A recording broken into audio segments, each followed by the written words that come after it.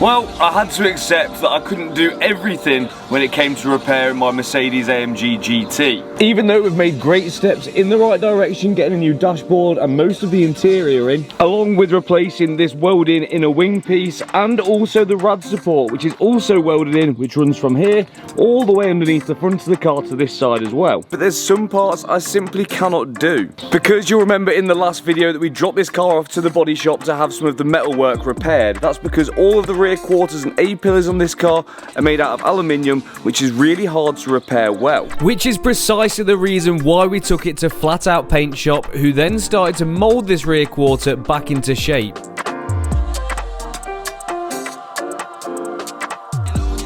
Using a combination of heat and working the panel from the front and the back, they managed to pull the rear quarter out so there was very little filler needed.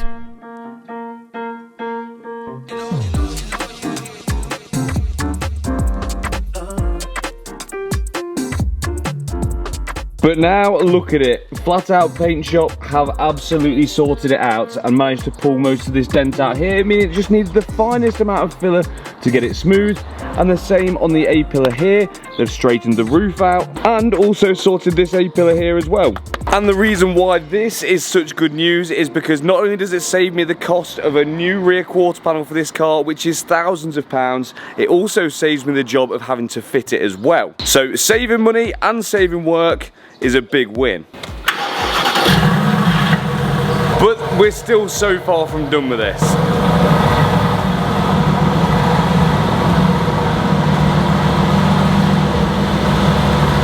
The first problem being we have no power steering, and I'm not quite sure why at the moment.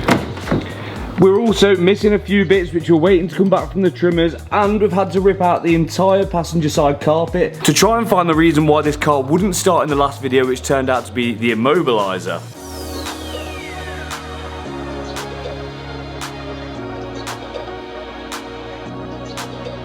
So now that that piece of carpet is in, we have got, well, pretty much everything that we can put in back in this interior, and fingers crossed by the end of it we'll have everything back, meaning we can get this completely boxed off and get rid of our airbag warning light. So that is as much as I can do there for now. But we still have some bits up front to deal with here, because we have some shrouds which are damaged, which we've just put in for now to hold these side rads in place. And I've been to Mercedes and picked up some new ones.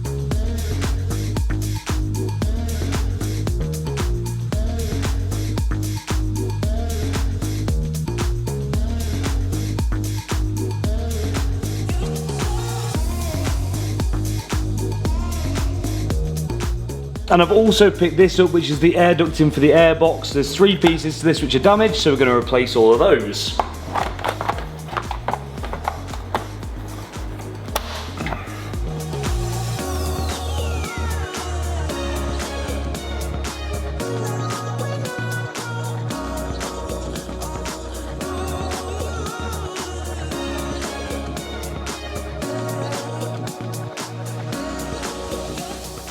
So now these side rads are permanently in place with their new shrouds on both sides, and I've clipped the oil cooler in place but not put the hoses to it for one good reason. These pipes here are slightly kinked at the end, which is a real shame, but I'm going to order some new ones from Mercedes and fit those at the same time as doing a service and everything like that. So this is ready just to bolt in, but we've just not put the bolts in.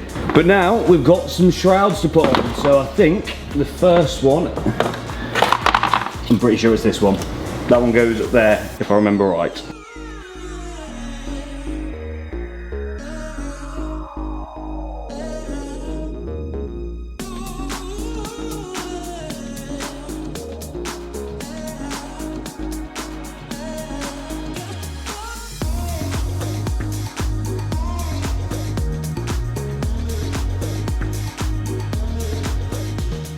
Well, we're not looking too bad. We're now not far away from a complete front end minus body panels and headlights. I think there's something which goes here, which the bumper might mount to. I can't quite remember. I've got to check back on previous footage. And then we've got some sensors and horns and things down here, as well as obviously what the bumper loom plugs into. So that, yeah, it's going pretty well. Next is on the interior, sort of, because Well, firstly, I need to put the bolts in for the door, but I also need to get off the door cards because this grey leather here is not going to match the rest of the interior, so these need to go off to the trimmers. And that puts us one step closer to that complete car which we're after, because we can finally start to see where this is going to end up, but well, there's still plenty more to go. Quickly, just to let you guys know, OBD11 have a special deal on for Father's Day. This is only valid up until Friday, so you've got to be quick. They're giving you 20% off their next gen device, or the next gen device with 200 credits, or the Pro Pack, or the Ultimate Pack, using discount code Father's Day or the link in the description. If you're going for it after that, we can still save you some money using discount code SLIX. But if you don't know what OBD11 is, it's the ultimate pocket-sized coding and diagnostics tool which can help save you hundreds of pounds from paying your mechanic to do it. So for BMWs from E Series to I Series, Minis, all VAG Group cars, and Toyota and Lexus, you've got full dealership level diagnostics, but you've got basic diagnostics for any car fitted with an OBD2 port. And even better than that, there's a bunch of one-touch applications available for BMWs from E Series to I Series, Minis, and all VAG Group cars too, meaning that you can turn on cool features on your car which you never knew you had. So for example, on my BMW X3M, we were able to turn on the full screen Apple CarPlay, making full use of the display, making it much easier to see my maps and music on the go. So if your dad is into saving money or into cars, make sure to grab him an OBD11 device, or you can even grab it for yourself using that discount too. So discount code Father's Day or the link in the description if you're doing it by Friday. After that, use discount code SLIX. So now we can turn our attention onto these door cards, and to get these off, there's a couple of trims which we've got to remove to get to all of the bolts, and once those are off we can remove the bolts and also a few other little bits and start unclipping the door card from the door itself.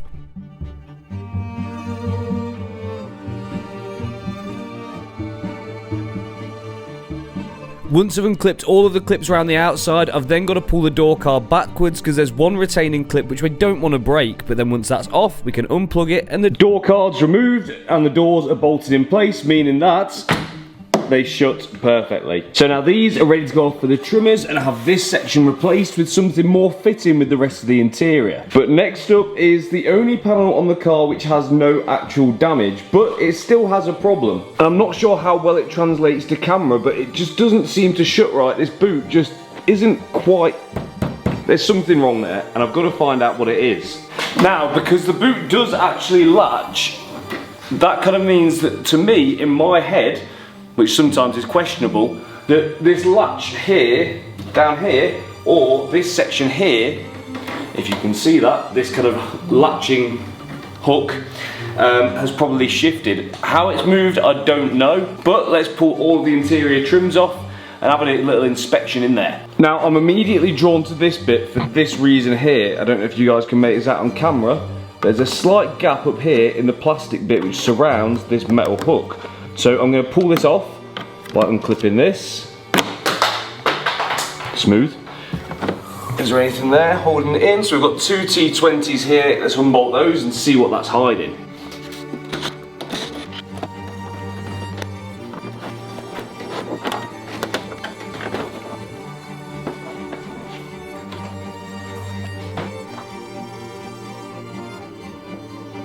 So as far as I can see, there's nothing obvious which has moved here in the latch section, and then up here it's not particularly obvious either. I'm going to try and show you what I can see. You can see we've got these little markings here on the body of the car, and also a little marking on the latch itself, kind of this half of the latch. So these don't line up particularly well, but I feel like this might just be a gauge so you can take a photo of it maybe and then line it up with exactly where it was before. So I'm going to try adjusting this a tiny bit so it sits up a little bit more, and fingers crossed that means that then it will actually close properly. So I'm going to try adjusting this latch to allow the boot to shut further. But if you've made it this far into the video, chances are you're enjoying it, and I could really use your help because I'm trying to get to 250,000 subscribers by the end of this year. It's a big task and we've still got a long way to go, but I reckon with a bit of help from you guys we can do it.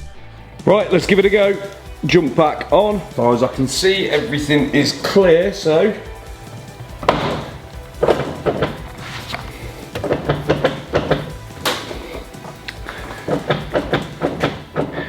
we we still seem to have the same problem. When I put a bit of weight on it, it goes to where it needs to be.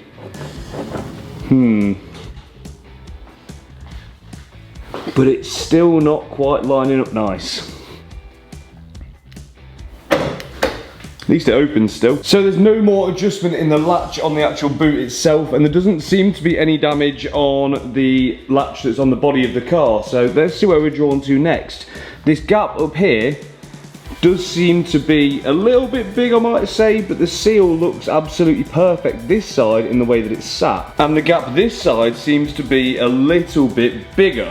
And as you can see back here, the seal isn't quite touching the glass the same way it is on the other side, so maybe there's been some movement in the hinge here. But what could have caused this, I have no idea, because there's no obvious damage anywhere, really, for this.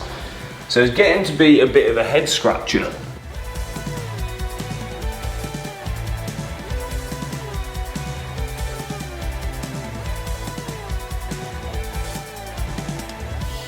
Well, I think I'm going to put a rain check on this and see if any of you guys at home have any idea why this is behaving the way it is, because, I don't know, it just doesn't seem right to me. There's something here that's tricking me. And I think one of you guys is going to figure it out. But at least for now, it looks okay. Not great, just okay. But for now, it's back round to the front because I've found a few extra trims which we can now put on.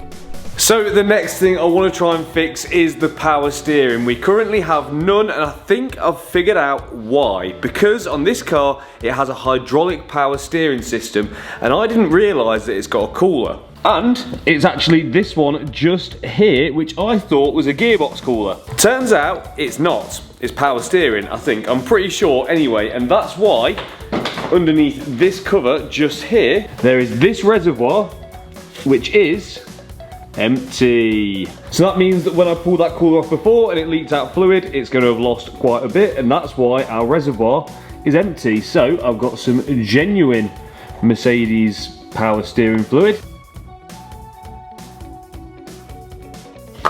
So I can hop in, start her up.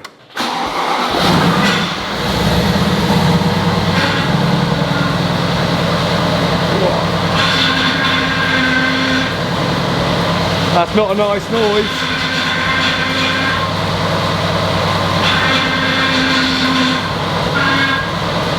But we have some power steering. Oh, that sounds horrible. But after locking it from side to side a few times to bleed the system, it did start sounding better. It's sounding better the more I turn it, which is good. Right, well, I've just found a new problem with the car. I've been running it up to temperature to see how it's doing, and everything apart from the coolant system, which I'm currently bleeding, seems okay. But check this. So I went to turn the fans on to try and circulate a bit of air. Can you hear that? There we go. So there's obviously something caught in the fan in here, and I don't know how I'm going to get into that. I'm going to have to start pulling things apart, I think. Which is definitely not what I wanted, and not ideal, because I was just about to start putting the rest of that interior back together. Nice. So it was time to do a bit of investigating as to why that fan was making so much noise, but after I'd popped off the cover, you're not going to believe what I found. So I've just popped off this cover in the engine bay, which reveals the fan, and I've just found this in there.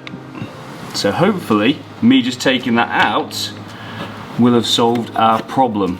That is good news. Good news. How that got in there, I have no idea, but that can definitely not go back in. And whilst putting it back together, I thought it would be right to give it a good clean in that area to make sure no other debris gets in there, causing me more problems further down the line.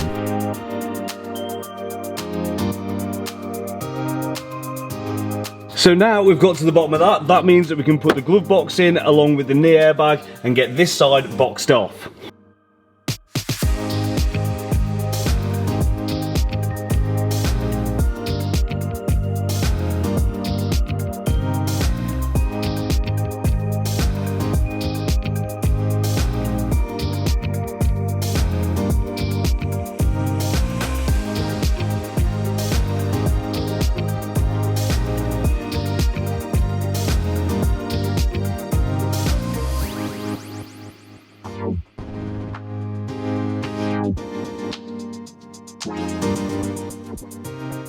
And now I've got the glove box in, I can put these side trims in for the center console and permanently fasten this up.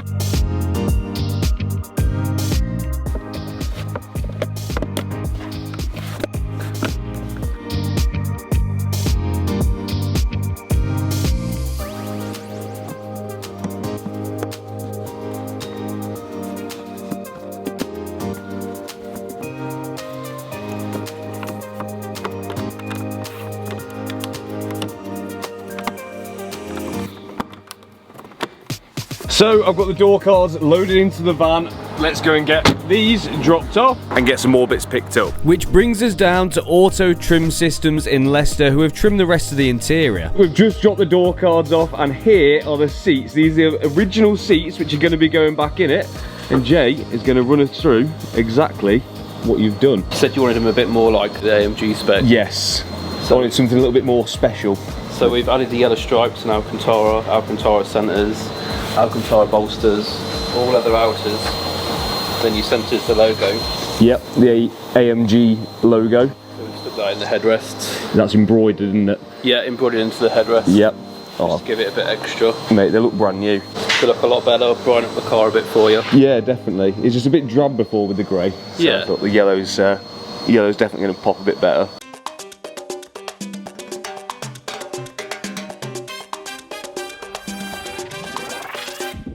Ooh, I'm getting excited. It's looking pretty complete in here at the moment. Now, it's time for the seats. Which is the part I'm most excited about, because then I can actually sit in this car and see over the dashboard. It's been a while.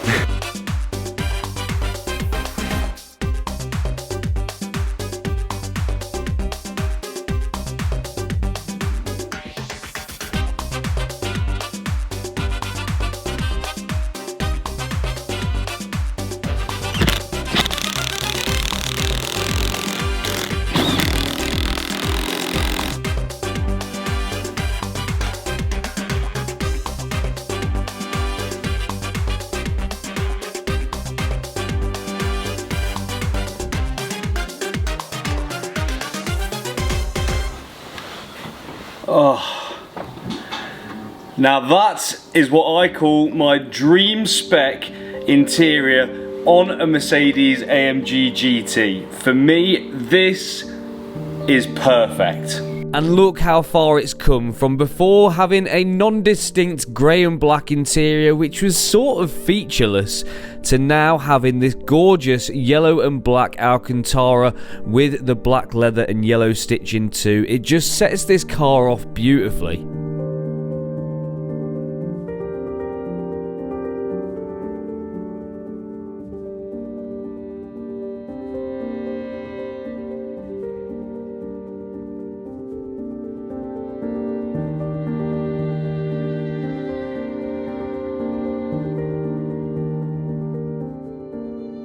I'm in love.